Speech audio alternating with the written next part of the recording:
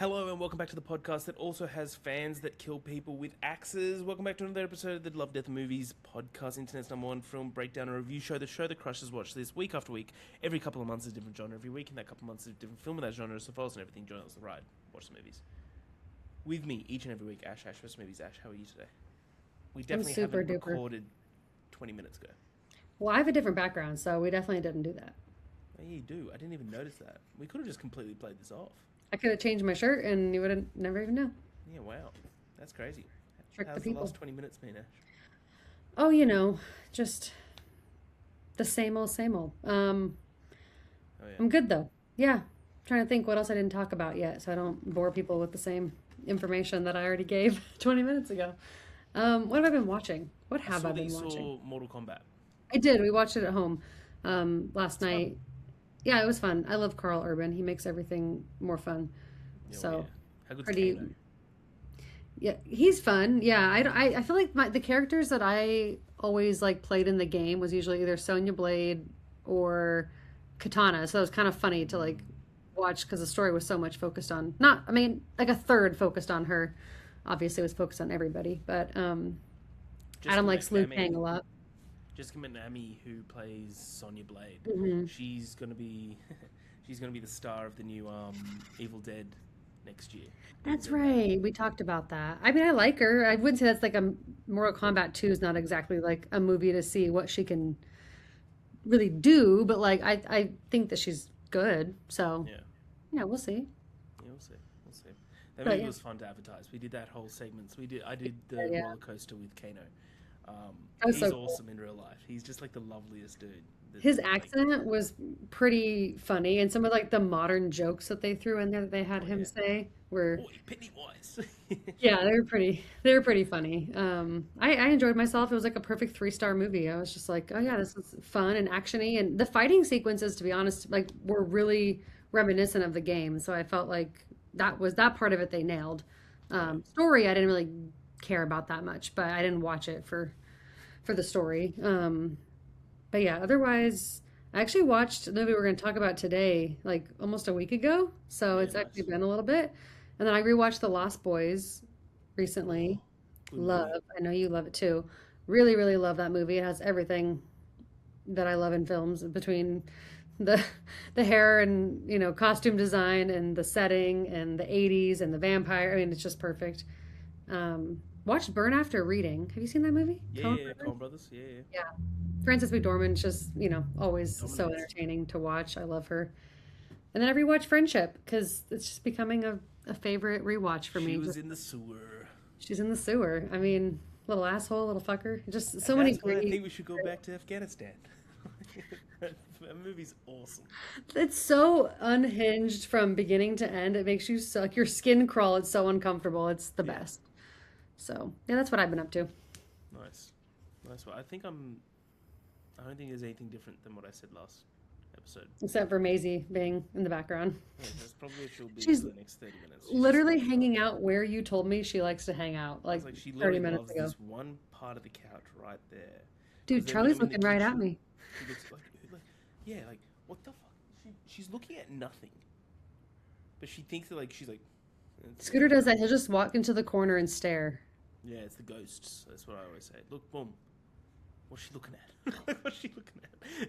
It's like, The people that are listening and not watching are just like, what are you guys talking about? yeah, either way. That's cool. But this week we are talking about John Carpenter's In the Mouth of Madness from 1994.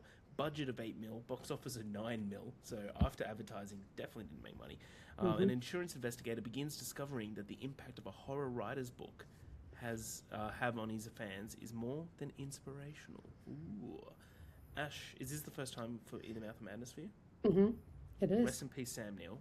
Yeah. This is kind of why we picked this, just to kind of talk about Sam Neill. He's great in everything he does. Yeah. I really like from Possession to this to Hmm. even like Jurassic probably Park. my favorite performance of his is in his favorite film that he's ever done, which was Hunt for the Wilder People.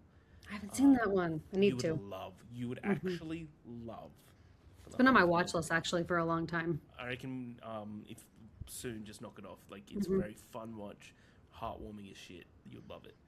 Um, yeah. So tell me about what you first thought of In the Mouth of Madness.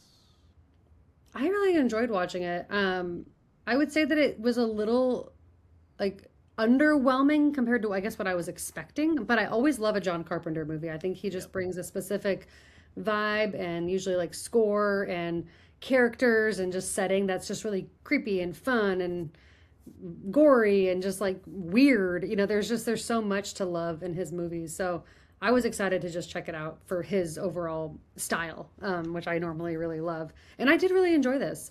Sam Neill definitely is a highlight as far as like performance. He's very, very meticulous in the way that he does like his face and the character and like kind of how unhinged he can get throughout different moments. But I think what was tough was that like it kind of like started so good and then it gets a little lost in itself towards the middle and end that I think the end I was like, oh, it's over. Like this is the end. Like I don't know, it just felt a little bit underwhelming in that sense, like story-wise. Maybe it got a little repetitive or something, or just got a little lost in the sauce. But I agree with you. I really liked all the elements and I really liked the premise around. I know this is part of like his cosmic trilogy or something. I think it's like this one and Prince The of Darkness. Thing and what'd you say? Prince of Darkness. Yeah, and that one. I haven't seen that either. So I know he likes to explore like, kind of these like weird types of things with like reality and humans and our existence. But the story itself I feel like didn't fully land for me, but I liked all the elements. So to me, sometimes that's all I need with a movie like this. And I think the beginning of it starts really strongly. So good. That I give it a lot of credit for that. Like I was really locked in to finding out how this guy ended up in that situation. And yeah, the scene with the axe in the restaurant, pretty terrifying, Yeah, absolutely. very memorable. I agree wholeheartedly with you. I think the first half of this film, until they get to the town, I thought was awesome. Like, it's obviously this whole. There's like a lot of like inspiration coming from both H.P. Lovecraft and Stephen King. Yeah. Like, what if these characters, like these authors, had these like, where did they get these ideas from, sort of thing? And I love this. The whole idea of like, it's come from this like real mythological world that lives in America. I think that's so sick. I love that whole idea. I think that's really, really cool. Also, shout out to Hayden Christensen as the paperboy at the end. Oh, is Hayden that who that is? Christensen. Yeah. Weird. Never would have guessed. Yeah. he Didn't was even awesome. notice. But yeah, I thought Sam Neill was great in this. I just love how practical everything looks. It's really Yeah. creepy. There's like different little things about this town that I love that is like super creepy that isn't like focused on. Like when the husband of the hotel woman is just chained to her feet, and you see it for like Yeah. 2 seconds, and then it's just not referenced at all. But it tells you so much about her and like her Yeah. routine and what she's up to. And even the shot of her down in the basement, like very Stephen King, very just like practical effects of like almost the 80s, even though it's a 90s movie. It definitely has that, which I appreciate a lot. Like I think that's great that they chose to go that route with it. Is a really good point. I didn't even think about the husband, but yeah, that creeped me out for sure. Absolutely. So the trilogy you're referencing is called the Apocalypse Trilogy, and the first is The Thing, then The Prince of Darkness, and then finishing off with In the Mouth of Madness. But let's get into it. I've only got 2 pages of notes here, so this one's not going to be long at all. Private investigator John Trent, played by Sam Neill, investigates a claim made by Arcane publishing director Jackson Harglow of the alleged disappearance of popular horror novelist Sutter Kane. What I love about, I love it how Maisie looks like she's looking over my shoulder the whole time. She's just keeping an eye on things.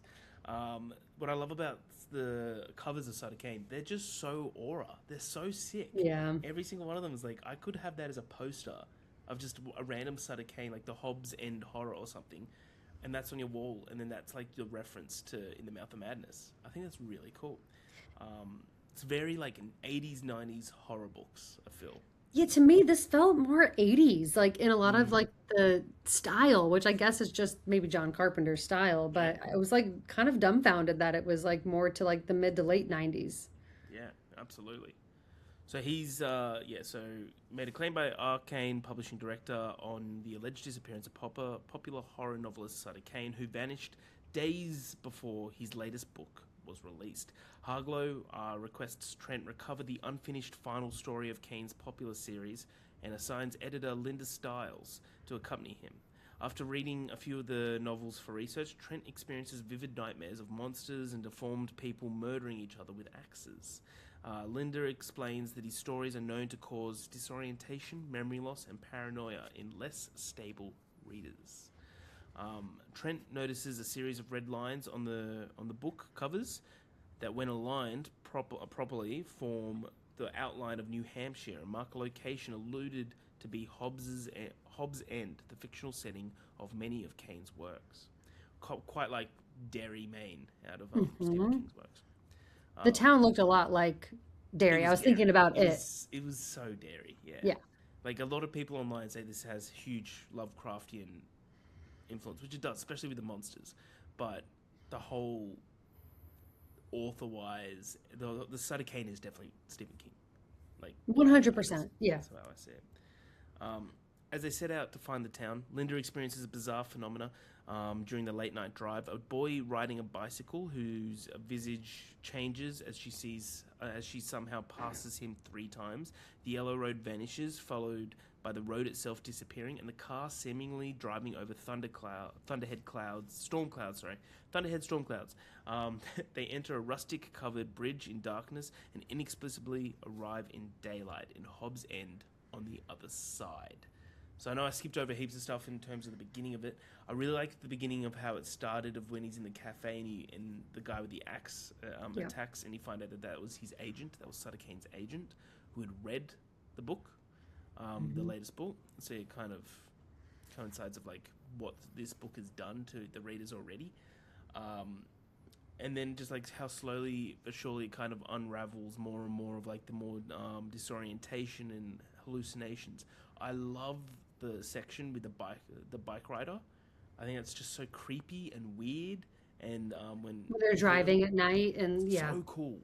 And like where like they hit the bike rider and it goes up to him and he goes, "He'll never let me go. He'll never let me go," or something like that. So cool.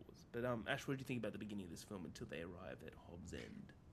Yeah, I mean, like I said, I think the beginning sets like the bar kind of high, and I don't know if it was just my own expectation or something, but I think starting like in the insane asylum and like starting with where he's at, it's hard to not want to, like, I guess, be thinking about like how is he going to get to this point while you're watching it unfold. So I think for me that's why the first half was better than the second half, because in the first half you still like there's so much unknown about the situation.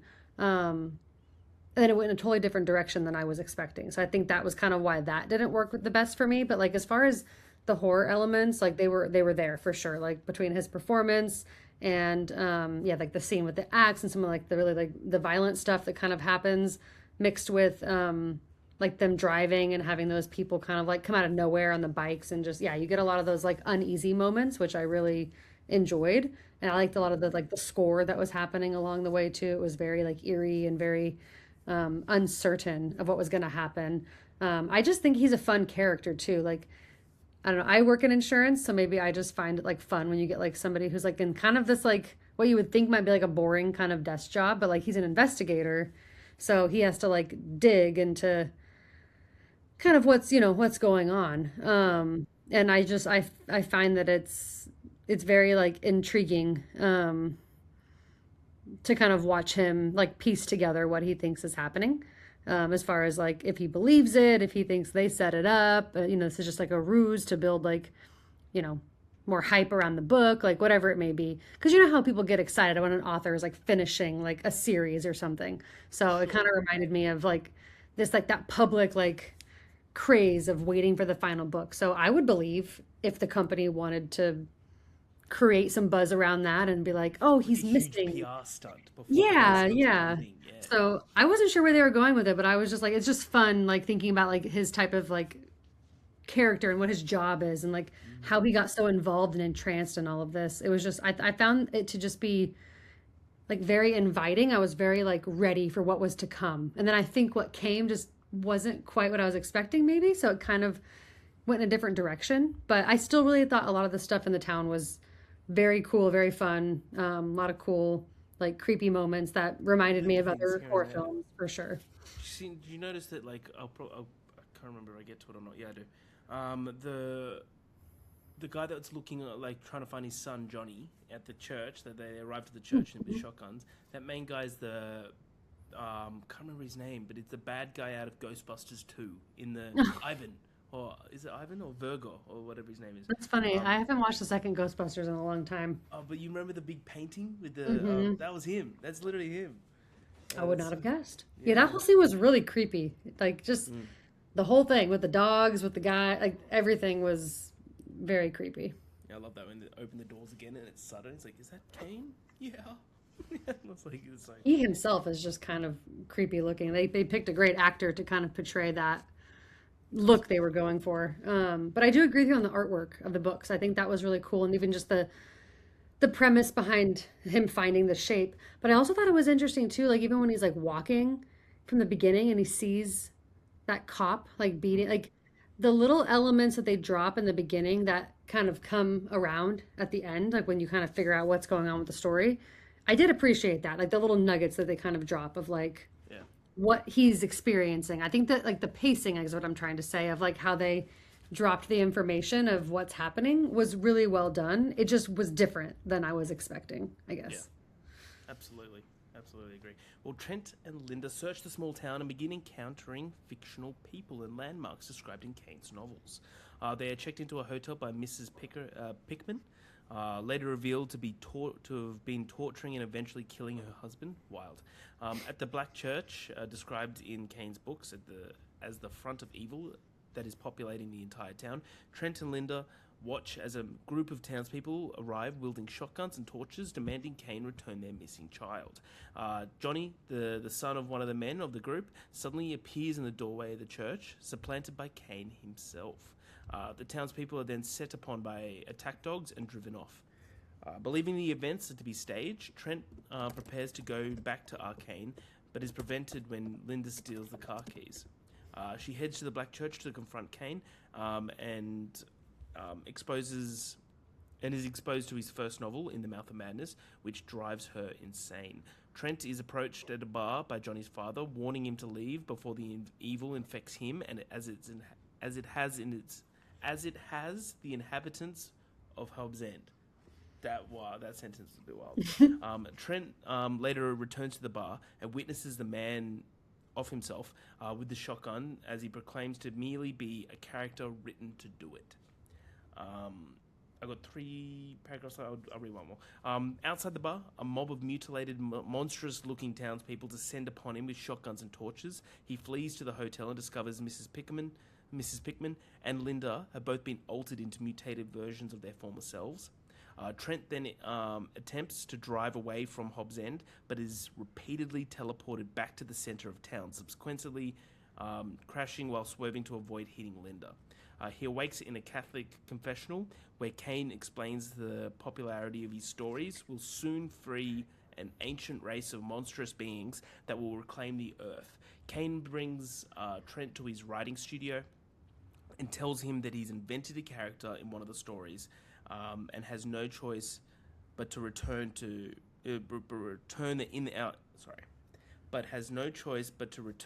In the Mouth of Madness manuscript to Arcane and begin the destruction of humanity. So before I enter the last part of the film, Ash, anything kind of add there when everyone starts to turn into monsters and stuff? I thought that part was cool. Yeah, it is. Especially like when Linda, is that Styles? Is that her first name? When she turns into like that creature out by the car and she's like got her head upside down and she's crawling. There's definitely some, like I said, the horror elements, So cool. 10 out of 10. The story, I don't know what it was. It just got a little convoluted or Like, I something. just don't And give a shit about anyone in the town other than the hotel woman and then the guy in the bar. Then everyone else is just like random town folk. You're like, okay. yeah, but I guess that's where I'm like, there's supposed to be people that are in the book. And also, Trent is a character in the book. Is that my understanding? Yeah, I guess it just makes it feel like the weight of it. I don't really, I guess maybe I'm like, just didn't get it on first watch, or I just didn't absorb like what exactly, like it felt very heavy-handed in some ways where it's just like the word reality was said like 50 times. But then I felt like by the end I felt confused at the same time. It's like what they were trying to do. You know what would have been cool if like throughout they did like added like 15 minutes on the trip to Hobbs End, and through that road trip they kept reading the books and stuff, and they would Yeah. read about random characters, and then you see those characters Yes. and you piece it together yourself. Yes. That would have been Yes. awesome. It was almost like so spoon-fed in certain ways, but also they were missing a lot of information in other ways. So it just came off like kind of convoluted. That's the best way I can describe it. It just Yeah. it kind of lost me a little bit, which is where I'm going with this during this section. So I feel like it just kind of took me out of it. I didn't love the second half as much as the first half. Didn't necessarily make me like not like the movie or think it's a bad movie. Just think it could have been better maybe in what they were trying to do. Yep. I haven't seen Prince of Darkness. I don't know if there's any like real like super connected themes through all these movies. Obviously I love The Thing, but I do like the idea of like people becoming monsters and like this line between, you know, all of that and kind of like other life and like kind of how that can maybe diminish like humanity in a sense. Like I don't know, I get where they were going with it, but it just didn't really play out the way that I was hoping. I don't know, for me I was hoping it was more of like these characters from the book, and the book is like this whole town is like mimicked of the book, and I thought it was going to be more of him going crazy trying to figure out what's happening, and maybe like something to say about how obsessive like fans get of books and like people kind of confuse reality and fiction and that type of thing. I thought that's where it was kind of going. Yeah. And it was going to drive him insane. I didn't expect it to literally be like you read this book and you're going to want to end humanity. I don't know, it didn't really play out super well in that sense to me, but I still really liked the monsters, the scene where he actually like they peel back in his office. Sick, but also I didn't love the way that looked. Like Where he's like doing the page thing. I get it from the book perspective, but I think it's just hard to make that look good, maybe, Yeah, and you not can't look make that kind of look good in the cheesy. 90s. Yeah, Definitely. I guess that's not a fair complaint because it would have been hard to do. But I did like him like walking through there and kind of seeing the shadows and shapes of the big monsters. That was creepy. That was definitely that almost like was like a very like almost like sci-fi, like even like Stranger Things or something like that. It was very like unexpected, I guess, for the movie. I was not thinking that we were going to see anything like that. So Oh yeah. that was cool. Nice. Well, after giving Trent the manuscript, Haine tears open his face like a piece of paper, ripping a hole through that leads into darkness. Trent flees through a long tunnel as the group of monsters, chase him, and suddenly finds himself laying on a country road, apparently back in reality. As he returns to New York, he repeatedly receives and burns new copies of the manuscript. Back at Arcane Publishing, Trent meets with Harglow, who informs him that Linda never existed. He was sent alone to find Haine. Furthermore, he had delivered the manuscript months ago, and the book had already been on sale for weeks, and a movie adaptation set to release soon. Trent suffers a psychotic break and is arrested after he murders several people with an axe. Dr. Wren, played by David Warner, visits him in the psychiatric hospital, and after listening to Trent recount his story, dismisses him as insane and leaves. Trent wakes the following day to find his cell door torn from its hinges and the residents of the hospital slaughtered. He departs, hearing over an ambulance radio that the world has been overrun with mutant creatures and outbreaks of suicide and psychotic mass murders. Trent goes to see the In the Mouth of Madness metafilm, laughing hysterically as he watches his own experiences. As it catches up to his current situation, his laughter becomes insanity, laced with sobs of despair, finally realizing that he is just a work of fiction. So that is In the Mouth of Madness. Ash, what do you think? Give me a score. It's kind of depressing, that ending that you just said. I really like the actual like final scene of him, mainly because he's just so good, but also because it really does like kind of bring everything full circle. So I do think that's a really good final moment of the movie. I gave it like a low 4 stars. I was between 3.5 and 4, and I went with 4 because I just love John Carpenter, and I do want to watch it again because I don't know. I feel like maybe I'm just like, I don't know if I'm dumb or I just didn't get it, but like the section you were talking about with like him going back and talking to the guy and saying, "Oh, you went alone," and the movie's already that whole thing. I just got really confused on like the timeline, and I guess I was starting to question what was reality and what was not. Which maybe that's the point. But I feel like I think the ending was a little rushed. They spent a little too much time in Hobbs End and not really enough time on that. Like once he got back, I think maybe that's what the issue was. Um, but yeah, overall, I think it's got that John Carpenter style. He has the sauce. He just I always enjoy his movies. I'm just never gonna not enjoy them. This one was just a little underwhelming compared to what I was expecting with how like beloved it is. But I want to watch it again in the future, see if maybe it hits different. But definitely worth it for Sam Neill. He's incredible. Rest in peace. The rest of the cast was kind of just like fine for me, outside of him. So nobody else really like wowed me or anything. But yeah, I think that the idea was really good, and I think there was some really cool stuff, some great practical effects and use of horror elements, but just the whole story between like some weird heavy-handed themes and convoluted storytelling, the like second half just kind of lost me a little bit. Yeah, yeah, very fair. I agree. I gave it 4. I think the beginning, the first half of this film is fucking immaculate compared to the second half. I agree. I think it kind of loses its way. I feel like if it was, I think it just feels like a third or fourth draft, and like I feel like it needs to go through a couple more drafts. So it would have been like Not probably polished. perfect. Sam Neill's so damn good in this though. Holy shit, so cool. I love the core themes, core messaging. Monsters are cool. Just the whole first half of the paranoia, so damn good. Yeah. So next week, please do watch Jackie Brown. Can't wait to watch that one. That'll be good fun. But until then, we're gonna go into what do we call this? Guess the movie showdown or whatever. Yes. Where you've got a movie for me to guess, and I've got a movie for you to guess, and it's just whoever guesses first. So Ash, It's on. do you want to ask your first question? Is this a 90s film? This is not a 90s film. Okay. No. Just thought I'd try, just in I case. love it. Was mine released after the year 2000? Yes. Nice. Was mine? Yes. We've been Mine doing a 20 lot of... I know. Mine 2010s film? Oh, let me double check the year. Sorry. This will be close to it if it's Should have been more prepared. You said 2010s? Yeah. Yes.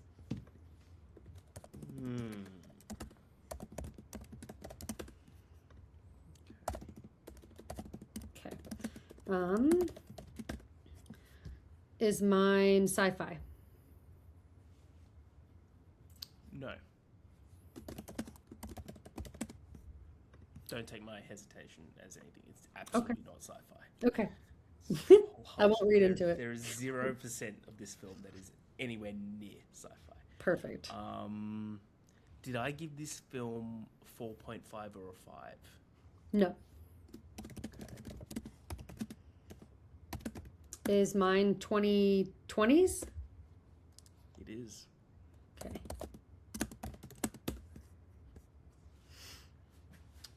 Is mine part of a franchise? No. Cool. Speaking of franchise, I'm seeing the new Spider-Man on Saturday. Forgot to mention that. I'm excited to see what you think of it. I just feel like there was so much hype about it, so I was like, well, fine, maybe I will go excited to go see it. Yeah, no, I loved it. I thought it was fantastic. I love Spider-Man as a character, so it's hard you'll to love it. dislike a Spider-Man movie. Okay. What about... Is this an animated film? No. Is mine animated? No. You gotta always check. You do. Because if it is, severely, like, diminishes. Mm-hmm. Is mine a drama? I would say it's one of the genres. Okay. Yes.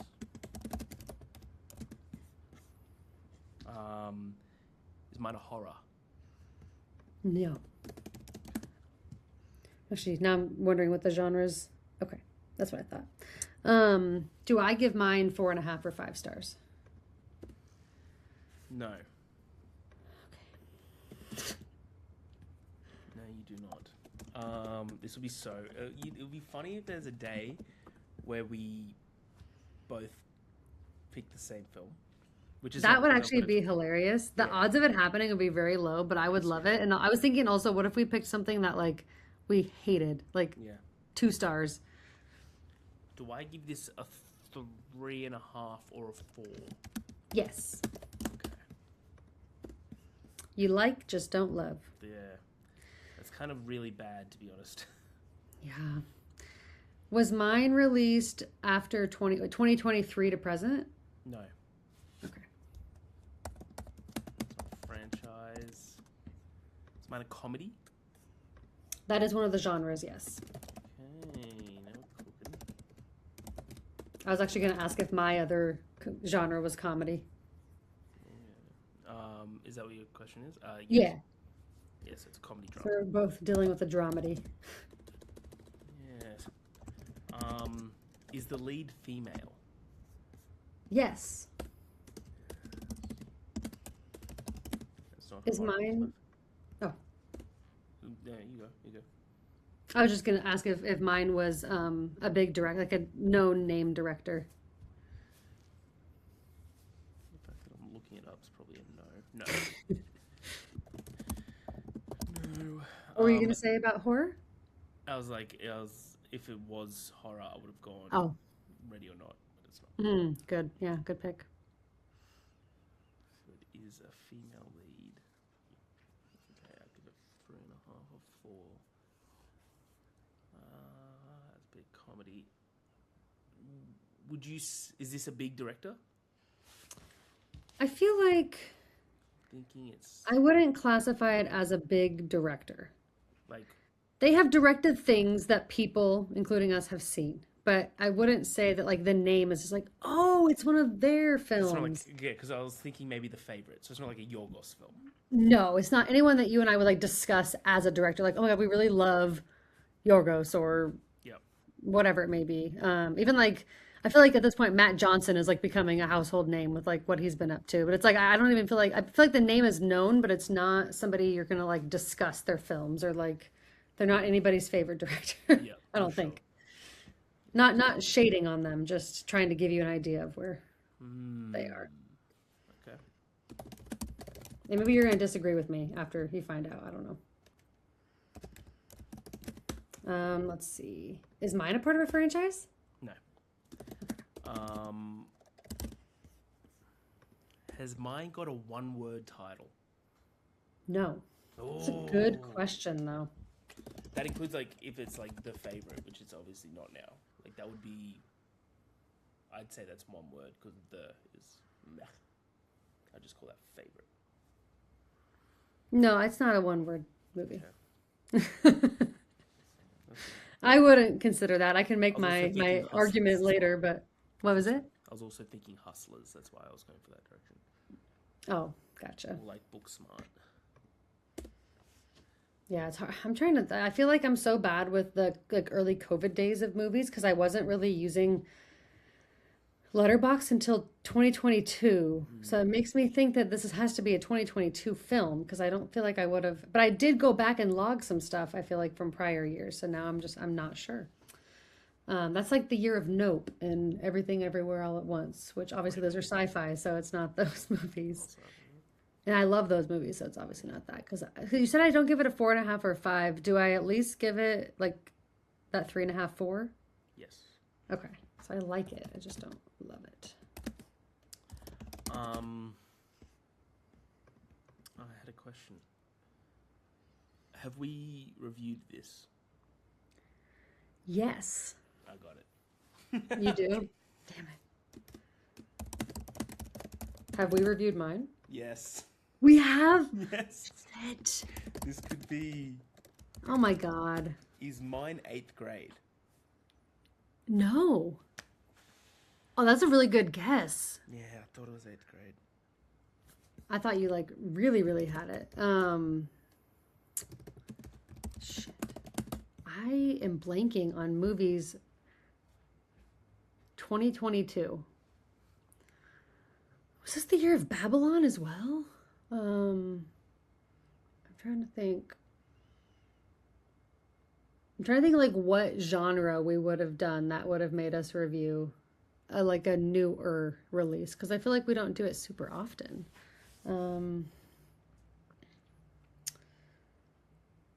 Was this something that we reviewed this year? Yes. Okay.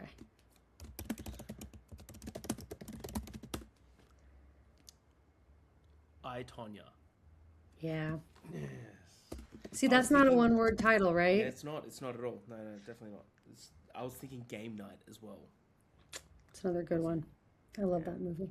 Nice. Okay, now the pressure's on. So this year we've been doing the 2-month genres pretty Let me much read out all the year. genres.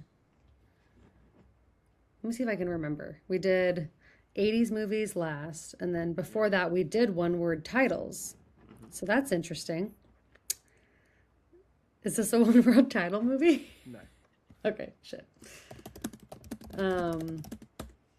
Before that, how did we start the year? We What did we started do? with. It was in the middle of bite-sized bangers. Bite-sized bangers, short movies. So, I say that we reviewed it this year. We actually did it end of last year. Oh, well, so you lied to me. You know, in my mind, I was just like, absolutely, it was this year. This year's been wild. Last year. So that means it's close enough. Yeah. But this is before we weren't doing the 2 months of genres, were we? Yes, this was the second month that we were doing the 2 months. No, third month. Oh. Because we started it in August last year with Spielberg, and then we went to Oh, we did? horror remakes, and then bite-sized bangers. That's incredible that we started it that long ago. I did not remember that, first of all. So, okay. It's obviously not a Spielberg movie because you said it's not a big name director. No. And it's not horror. It's a dramedy. Yes. So this has to be from Bite Size Bangers. Is that your question? Is this from Bite Size Bangers? Yes. You already guessed yours, so I feel like I don't really. Yeah, I'm of just course. kind of trying to figure it out at this point. That was a really fun one. Okay, so we did like Fantastic Mr. Fox, I think. We did Nightmare Before Christmas. We did 8th Grade. We did Shiva Baby.